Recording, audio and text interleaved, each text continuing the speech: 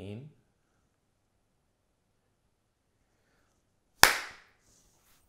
Prachtig.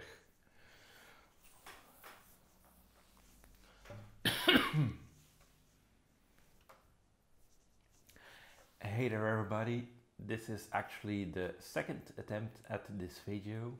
As you see, I'm not in my regular setup. I moved the cameras to do an unboxing, and I should have figured maybe if you move cameras you should really reposition the focusing, and whoops.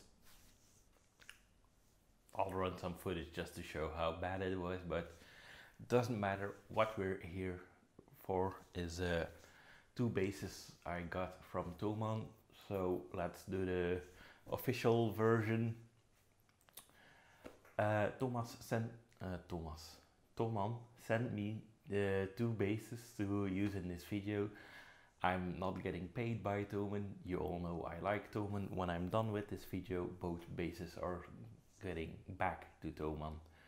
That being said, part and main reason for this video, part of and main reason, oh man, it's yeah, it's not working today, but we'll struggle through it, so good luck sitting through it. At TGU 18, a person came up to me, my very first fan. And he was a left-handed bass player looking for a left-handed bass where he lived in the Netherlands, and the salesperson told him he couldn't set up the bass for him because it was a left-handed bass. Now, it seemed like an odd reason to me, because whether it's left-handed or right-handed, the mechanics are still the same. Again, you won't see the entire video because yesterday I did set up both basses, but let's look at them and let's see what I learned while setting up two left-handed basses. First one, and that's something I noticed, I keep showing them like this because I'm right-handed, but let's do it right, and let's do it like this because hey, it's a left-handed bass, it deserves the proper respect. This is the, and is it mentioned on the back? No, so I'll have to do it from the top of my head. This is the short scale P bass from Harley Benton. It's literally the cheapest one on the site. That's what I asked for. Clocks in at about 88 euros, and yeah, it's really the starter main model to play bass. When I unboxed it yesterday, I looked through all the things and tried to find anything, because both this one and the other one are back stock. Couldn't really find anything wrong with this one. I'll wait 2 seconds because there's a bus passing by.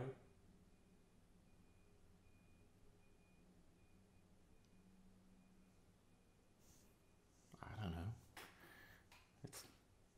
And now there's people passing by. Live fans. They can't see me. Anyway, so I took the bass out and did the standard check. So first thing I always do, go over the frets. With this one, yeah, do it slower, naturally. Nothing bad, nothing wrong. Everything seemed nice. Only thing I changed on this one was lowering it a bit, because to my liking the strings were a bit high. So without further ado, let me run over what I did, and let's use the close-up cam for that.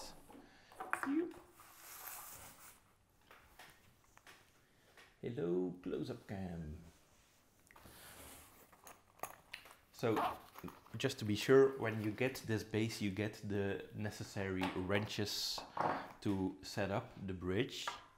But as I also have this nice little set, I tend to use this one more than anything else. Sorry, so for the string lowering, whether it's left-handed or right-handed, it's the same principle. This is the bridge, and let me get the right tool out. So let's see if this, yeah, this is good. Is it? Let's do it closer. Yeah, this is nice. So with a bridge like this, which is the most common bass bridge you'll find for holders. I should have looked up the right names, or at least the English words, but you have images, and one image is worth 1,000 words, so whatever. In here you have two things you can adjust. First of all, here in the back, you move the bridge element, let's call it the bridge element, forward and backwards to get the intonation of the bass right. Now, as I said, I lowered the bridge, and there's a procedure of, there's an order of procedure. Just like in mathematics, you do the multiplication before you add stuff. When you're setting up a bass, and certainly the bridge, what you first want to do is set the height of the string, because this will already make a difference in the intonation. So first things first, both bolts here, bolts, right? I lowered them a bit. So if you're not certain how it works, just get your screwdriver or your wrench or your whatever in there and turn.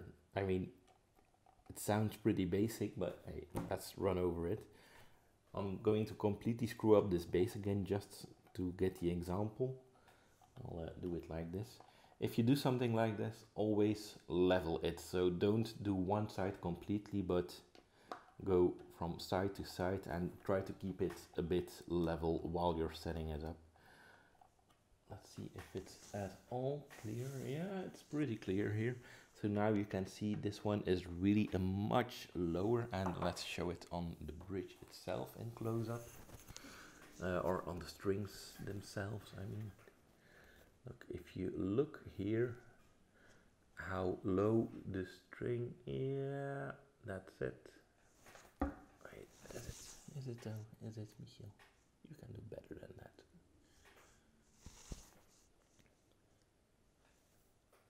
Yeah. So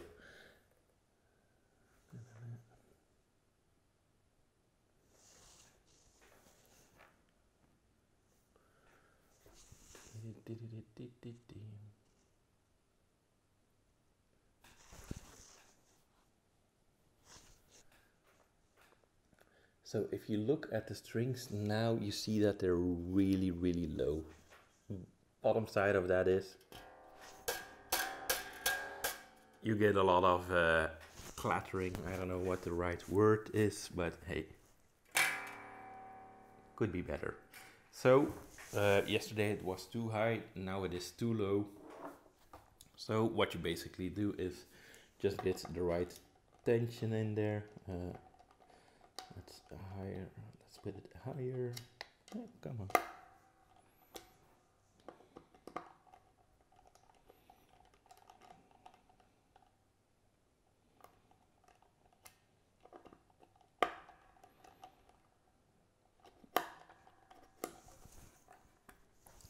There we go. And if you look at the bass now, you'll see the strings sit higher. And for me, this is a good level. You could put them a lot higher if you want to. That's just whatever technique you play with. If you really dive into the strings, it's better to have them a bit higher. If you're a soft player, you can get them rather low. And as I play, it is rather low. What else? Okay, so after you've done that, it's part of the intonation that you need to check. So intonation, if you saw the Harley Benton beat bass video, I talked about it there with setting up the bridge. Here it's a lot easier and more forgiving. So what you need to do is check the open string. And let me get my tuner. I actually turned the bass around because, hey, left-handed video, let's try to do as much as we can left-handed. So after you change the height of the string, check the tuning, which is way off. Also something I learned, and I think I already said it in a video, if you tune a bass, or any instrument for that matter, I always learned, always tune up. So if you go over, get down a bit again, like I just did, and tune up. Okay, so now our open E is perfect, and then to get the intonation right, you check it with the 12th fret E.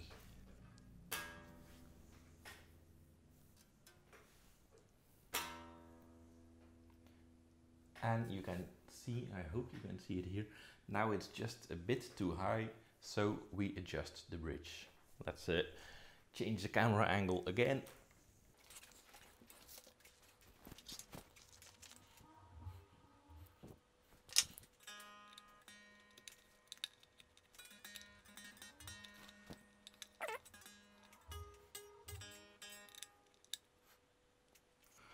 So with the bridge and the intonation, how does it work?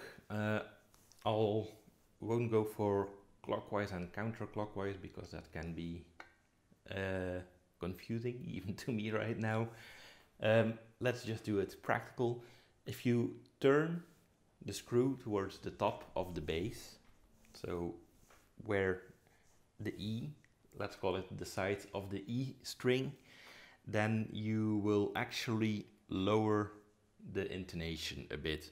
So where we had it just too high, turn up, and the 12th fret will be a little bit better. If you turn it down, you heighten the tension and you get a higher sound. Makes sense, I believe, but hey, let's look at it. Just did it off camera, so let's now check my open E. Of course, is now a bit too low. Tune up first. And then my 12th fret E. Still a bit too high, so let's adjust again.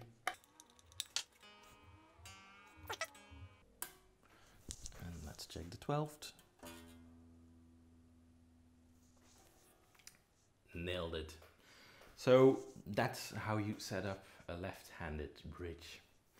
Nothing different, nothing special on if you compare it to a right-handed bass, but hey, it's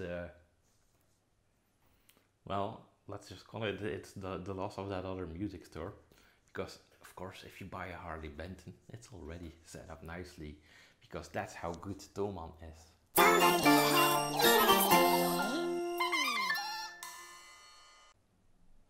So, in all seriousness, it's not that hard. I have no idea why any sales rep in a music store in a guitar slash bass department would think setting up a left-handed bridge is different, but hey, just showed it on this little bass how it works, and it works fine.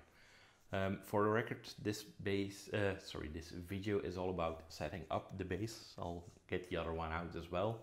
Next week I'll be trying to play basses left-handed. Let's see what that will be.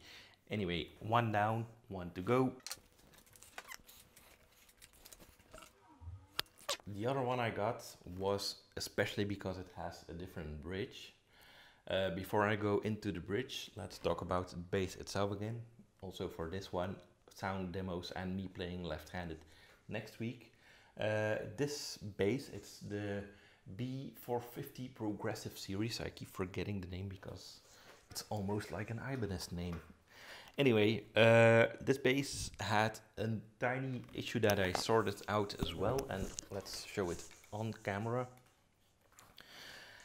You'll probably never reach or play there, but these 3 frets were just a little bit too sharp to my liking, and as I said, you'll probably never play there, but it's a minute detail and I like to work with those. So what I did was got out a little nail file actually, and just, let's see if I can show it again.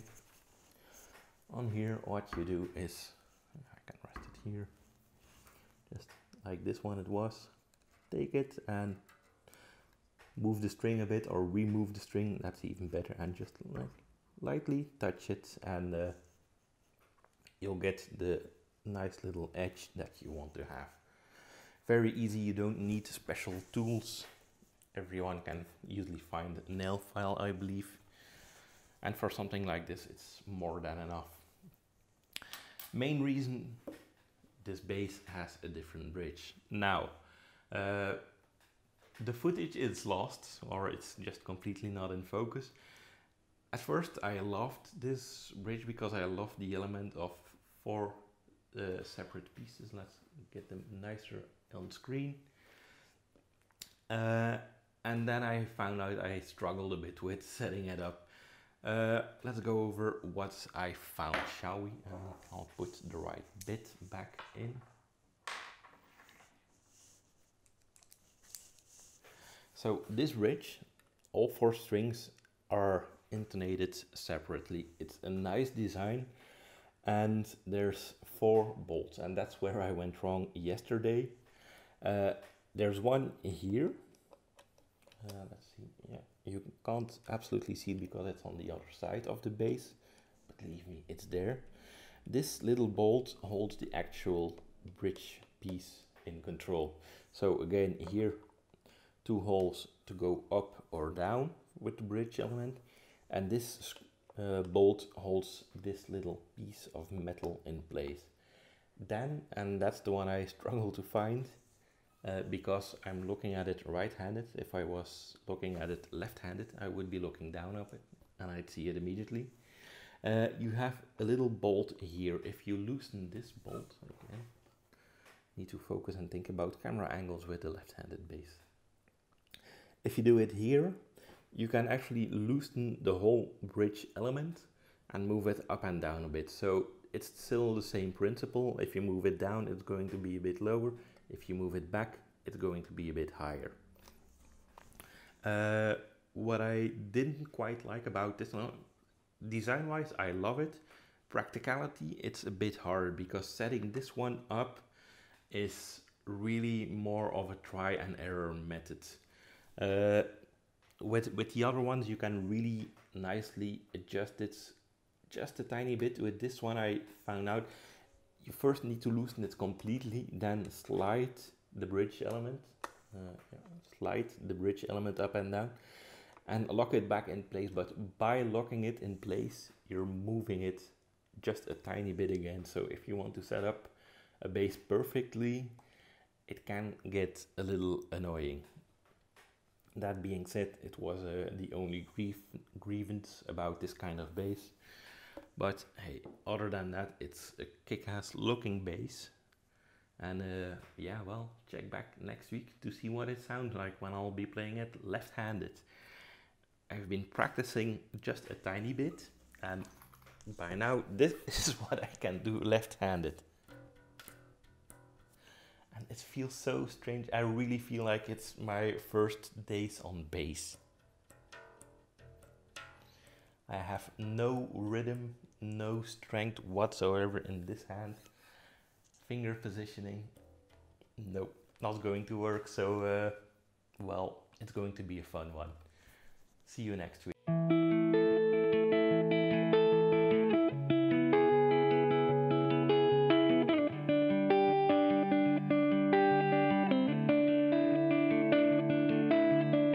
Sweaty palms won't be long. The curtain separates.